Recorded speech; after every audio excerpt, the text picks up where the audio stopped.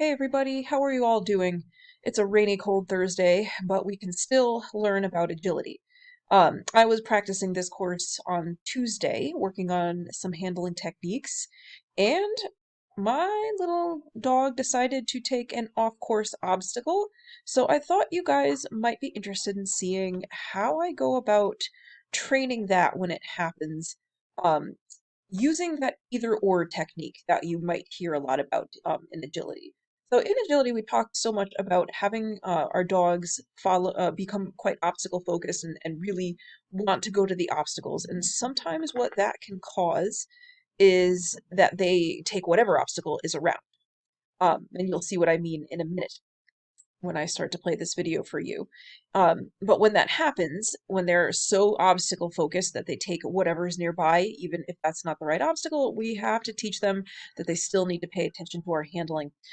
So in this video, you will see where my dog goes off course. So he's going to come out of the tunnel and he's supposed to take this line.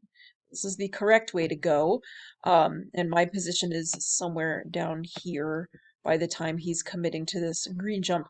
But he decided to go this way and take that jump, which is off course, which we do not want. So that's, as I said, because he's pretty obstacle focused. So he tends to just take what is nearby. If he's not sure, he'll take it. So I had to work with him a little bit to get him to follow my handling and pay attention to what I'm actually cueing. So we'll take a look at how I went about doing that. All right, so let me erase all that. And let's just start by letting you watch, and you'll see what I mean. Here we go, play. Good. All right, so here's the beginning. We get him to take this jump here, and then we make a nice reverse V-set and a flick. And then there's the tunnel, and now the next correct obstacle is that green jump like I showed you, and boop, there he goes. On that off-course jump. So I was quite far ahead of him, and so he sort of made an assumption, even though if you go back and look, oops, and there he did it again. If we go back, if I can find it, oh, that's the beginning. There we go. There's the flick to the tunnel. And if we go, like my handling elements are forward, right? So I'm looking for connection there. Um, it's funny to see where he is in the middle of that jump. But with my handling elements pointed forward here, and by that I mean my toes are forward, my chest laser is forward, my hands are trailing by my sides, and I'm looking there where my dog should be, and nothing in my handling elements are cueing that off-course jump. But he took it anyway. Um, so let's keep playing now, and we'll see how we go about this. Erase that, and we'll go on. So oopsie, he took the off-course jump. Let's try it again. And so many times when that happens, I will test to see first, will they do it again? And yup, he does it again, even though my handling elements are still pointed forward. So now we're going to go on and try it one more time. And I'm really going to try to get him to come to this jump. Now you can see that he knocked the bar there, but he still, even with the bar down, was like insisting, like, nope, it's definitely that one. Reese can be very sure of himself when faced with these types of situations. And this is actually a very common problem for him, where if I'm making some sort of a layer. So I'm really going to get him with a toy in my hand now, and now I'm going to reward on the line. Um, yeah, so you can see there that I dropped that reward pretty much on his line, on the correct line coming from the tunnel after he actually did take the correct obstacle. And I really got him focused on coming to me by having a toy in my hand, and that he got rewarded for being in the correct place. All right, so we'll go on. Wait till I jump. There we go. So that's him taking that reward there. Moving on. Please pick up all the cookies, and now let's see what we get. We'll try again. To the tunnel, and now I'm going to handle him to this jump.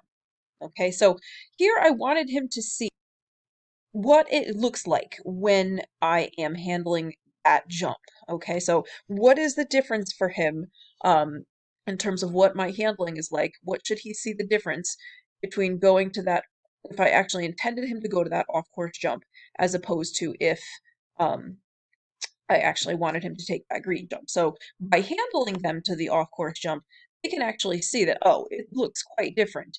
So if I wanted to cue this line, which is what I had him take, um, I had to turn my chest laser towards this takeoff point over here. Okay, so towards that jump. And my chest laser was now pointed there, and so were my feet. So I'll reverse the video so that you can see it. So that's quite different handling as opposed to when we wanted to take the correct green jump. And let's see if I can back up and find that spot so that you can see again. Where I drop the reward.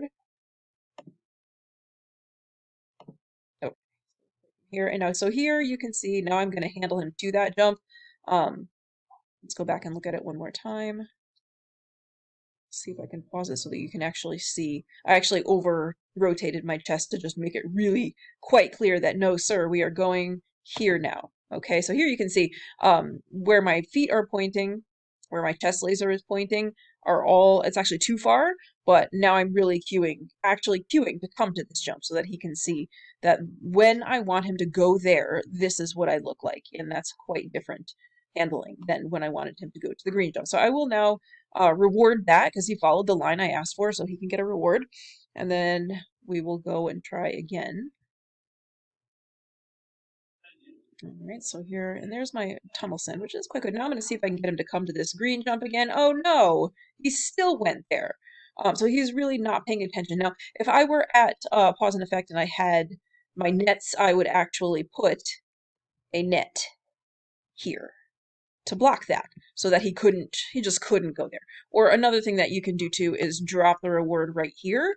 But I decided instead to really get him to focus on coming to me and pay attention to where I was in this situation so that he could really think about the difference between the handlings.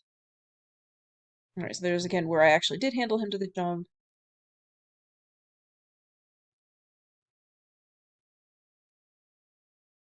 Tunnel. Come to me. Oh, he took that off course again. That was before. All right, here we are, I think. Send to the tunnel. There we go. Send to the tunnel. Come here. Now we got it. Good boy. And now I'm going to actually handle that flick and then reward. That flick line didn't come out quite right, but I was more pleased that I actually did get him to come to the correct place. So that's good. Good. And then we'll go on. Got a reward. Try it again.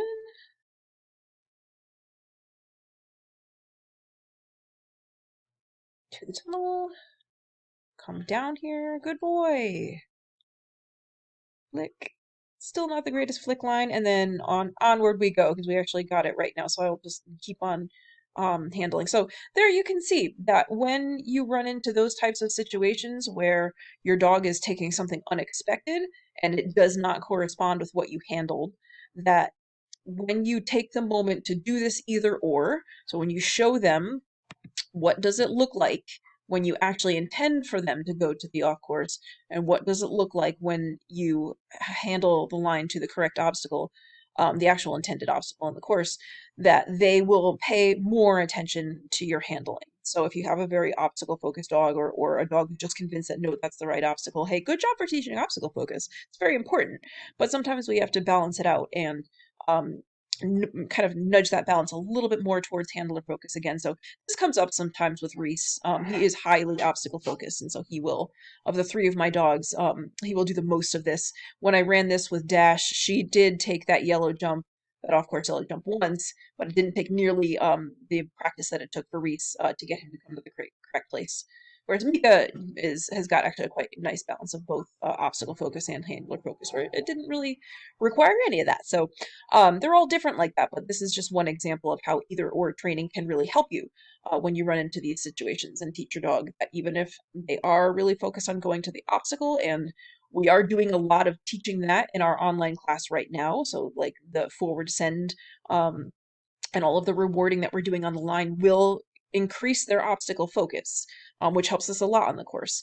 But we sometimes have to kind of go back a little bit and remind them that, hey, you still have to follow the handling. So either or training helps with that, as does sometimes going back to rewarding from your hand a little bit too. So there you go. This is how my backyard is shaping up for agility. I am hoping once things settle down a little bit, but maybe before Pause and Effect reopens, that maybe we can do some outdoor private lessons out here once I'm finished kind of doing some maintenance on it. But hey, for right now, it's not a half bad little agility field. So I hope you liked this video, and let me know if you have any questions, or let's definitely discuss it in our class and see what other examples of either or training we can come up with.